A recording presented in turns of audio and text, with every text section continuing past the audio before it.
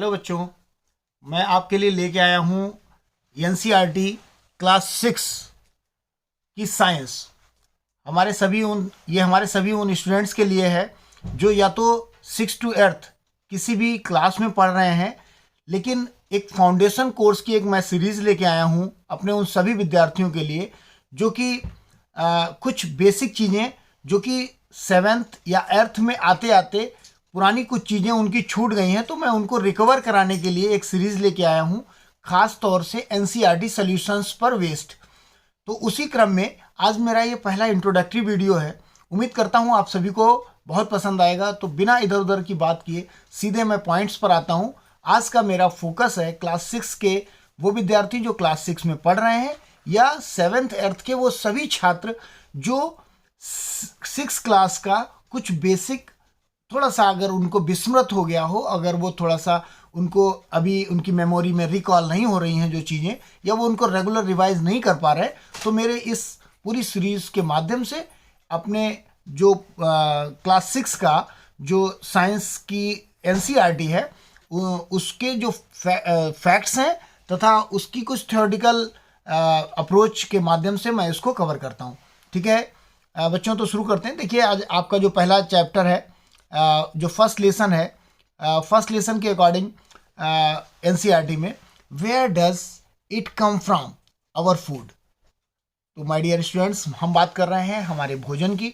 देखिए बच्चों, ये हमारे लाइफ का सबसे प्राइम पार्ट है फूड, और जो फूड हमारा जो प्राइम पार्ट है हमारा इसीलिए क्लास 6 के साइंस के विद्यार्थियों के लिए जो पहला पॉइंट है, जो पहला लेसन है, वो है फूड। और फूड में थोड़ा सा उसको और विस्तारित करेंगे तो where does it come from, ये हमारा भोजन जो हम मॉर्निंग टिल इवनिंग उसको दिन में 3 बार, कुछ लोग 4 बार भी, हमारे बच्चों को ज़्यादा भूख लगती है तो हम देखते हैं कि बच्चे जो है वो अक्सर भूखे हो जाते हैं, बार बार उन्हें कुछ खाने को चाहिए होता है। तो लेकिन ये फूड चाहे वो किसी भी फॉर्म में हो, आपके ब्रेकफास्ट के रूप में आए, आपके लंच के रूप में आपके सामने आए, या आपके डिनर के रूप में आए, लेकिन ये where does it come from, ये आता कहाँ से है। तो माय डियर स्टूडेंट्स, आज हम लोग इसी विषय पर चर्चा करने वाले हैं तथा इसका एक इंट्रोडक्टरी क्लास हम बनाएंगे। बाकी विस्तार से चैप्टर हम लोग नेक्स्ट स्लाइड्स में, जो नेक्स्ट वीडियोस होंगे उसमें हम लोग कवर करेंगे। तो देखिए बच्चों, then now we have to look for the next page.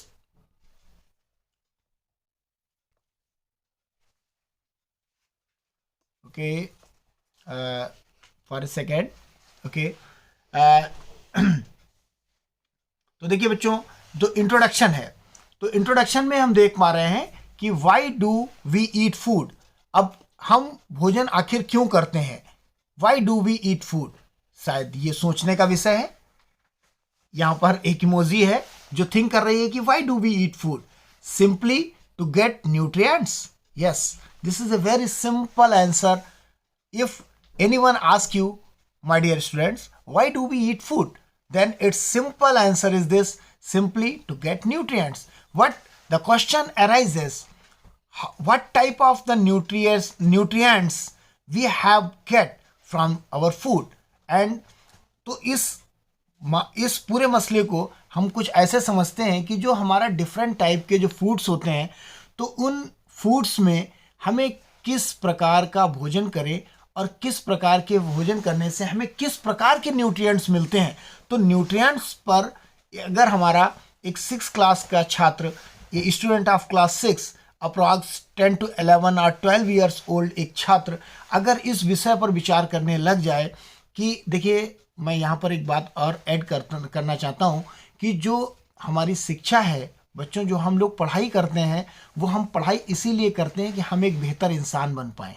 तो हमारी जो शिक्षा का अल्टीमेट उद्देश्य है वो खुद को एक बेहतर इंसान बनाना है। तो जब हम भोजन करते हैं तो भोजन के विषय में ये सबसे ज़्यादा महत्वपूर्ण हो जाता है, क्योंकि ये वो चीज़ है कि बिना भोजन के हम सर्वाइव नहीं कर सकते। तो जब भी हम कुछ खाएं, यानी जब भी कुछ भी हम अपने टंग पर रखें, अपने स्टमक में ले जाने के लिए, अपने आप को एनर्जाइज करने के लिए, तो हम ये ज़रूर ध्यान दें कि जो कुछ भी हम खा रहे हैं उससे हमें, हमारी बॉडी को कितने न्यूट्रिएंट्स मिल रहे हैं। Then why do we eat food, हम लोग क्यों भोजन करते हैं, because simply we have to get nutrients, क्योंकि हमें न्यूट्रिएंट्स चाहिए होते हैं। किस प्रकार के न्यूट्रिएंट्स होते हैं, वो न्यूट्रिएंट्स कहाँ से आते हैं, इसके आगे के चैप्टर्स में हम लोग इसकी विस्तार से चर्चा करने वाले हैं। देखिए इसी में एक पॉइंट और है कि what according to you where does food come from. लेकिन आप बता सकते हैं क्या मुझे प्यारे बच्चों, कमेंट बॉक्स में आप ज़रूर बताएं कि ये जो भोजन है ये आखिर आता कहाँ से है, where does it come from. देखिए नेक्स्ट स्लाइड्स में हम लोग इसको और थोड़ा सा विस्तार से देखेंगे कि जो ये हमारा भोजन है ये आखिर आता कहाँ से है। और प्रत्येक भोजन में अगर हम उसको न्यूट्रिएंट्स को ध्यान में रख के भोजन नहीं करते हैं तो फिर ये जो भोजन है ये हमारे लिए उतना आनंददायक नहीं होता। आनंददायक का मतलब मेरा यहाँ पर हमारा जो टेस्ट ऑफ माय टंग नहीं है माय डियर स्टूडेंट्स। यहाँ पर आनंद से मतलब है कि नंबर ऑफ न्यूट्रिएंट्स, उस एनर्जी से मतलब है कि जो अल्टीमेटली आपको भोजन के तौर पर मिलती है। देखिए मैंने यहाँ पर एक बहुत ही यमी सा एक फिगर लगाया है, आपको देख करके माउथ वाटरिंग हो रही होगी, that is called pizza. Why, how does food is made, भोजन आखिर बनाया क्यों जाता है। आपको पता होगा कि जब स्टोन एज में हम अपनी कंट्री थी या जो ये अपना होल वर्ल्ड जब स्टोन एज में था तो वहाँ पर भोजन को पकाने की प्रथा प्रारंभ हुई। उससे पहले जब आदमी ने आग की खोज की पत्थरों को रगड़कर तब भोजन को पकाना प्रारंभ किया। लेकिन उससे पहले भी लोग भूखों नहीं मरते थे। उससे पहले भी माय डियर स्टूडेंट्स बच्चे क्या करते थे, जो मनुष्य थे, जो जीव जंतु थे, वो सभी भोजन करते थे। लेकिन they were all eating uncooked food. तो अभी हम बात कर रहे हैं कुक्ड फूड की। तो वी ऑल नो, आप देखिए हम सभी जानते हैं, क्या जानते हैं हम सभी, we all know that our mother cook at home. आपकी माताएं घर में भोजन पकाती हैं और उस पके हुए भोजन का आप आनंद लेते हैं। तो जब भोजन पकता है तो आपको पता होगा कि these things to make food are called ingredients. अब यहाँ पर देखिए, यहाँ पर मैंने आपको दो विपरीत फोटो लगाए हैं। एक फोटो में आपको पिज्ज़ा दिख रहा है, दूसरे फोटो में आपको बहुत सारे फ्रूट्स दिख रहे हैं, छोटे छोटे आपको ये तमाम फ्रूट्स दिख रहे हैं। तो ये जो फ्रूट्स हैं उन फ्रूट्स में आप विभिन्न प्रकार के न्यूट्रिएंट्स आप इसमें प्राप्त करते हो।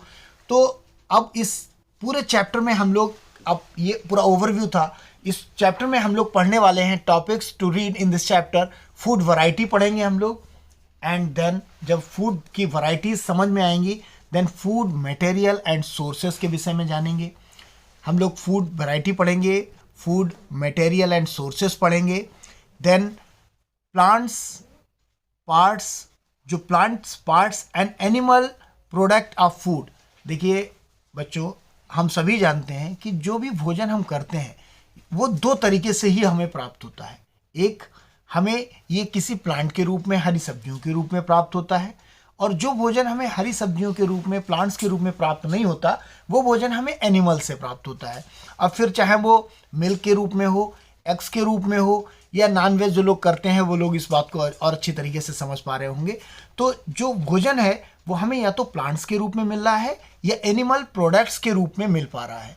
तो लेकिन जिस भी विधि से हमें ये भोजन मिल रहा हो, हम जानेंगे कि जो प्लांट्स हैं, प्लांट्स के कितने पार्ट्स होते हैं, एक प्लांट की कितनी वैरायटी होती है, प्लांट का कौन सा पार्ट खाने योग्य होता है। मोस्टली हम देखते हैं कि एक प्लांट्स में रूट सीड्स और उसकी स्टेम से लगा करके जो उसकी डिफरेंट पार्ट्स होती हैं, ब्रांचेज होती हैं, उसके फ्रूट्स होते हैं, तो उसके जो जर्मिनेशन के जो उसके तरीके होते हैं, हम ये सब इस चैप्टर में ही सीखने वाले हैं।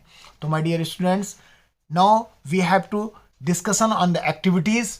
उसके बाद हम लोग एनसीईआरटी सॉल्यूशन देखेंगे और इस तरह हम लोग इस पूरे चैप्टर को बहुत विधिवत तौर पर इस पूरे चैप्टर को पढ़ने वाले हैं।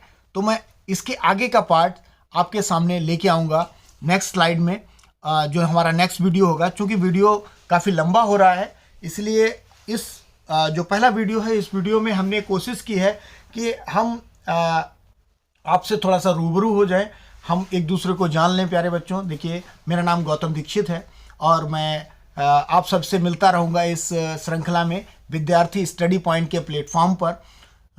तो प्यारे बच्चों, उम्मीद करता हूँ आपको ये वीडियो ज़रूर कुछ ना कुछ नया आपके ज्ञान में वर्धन करेगा, आपके ज्ञान में कुछ ना कुछ नया एड ऑन करेगा।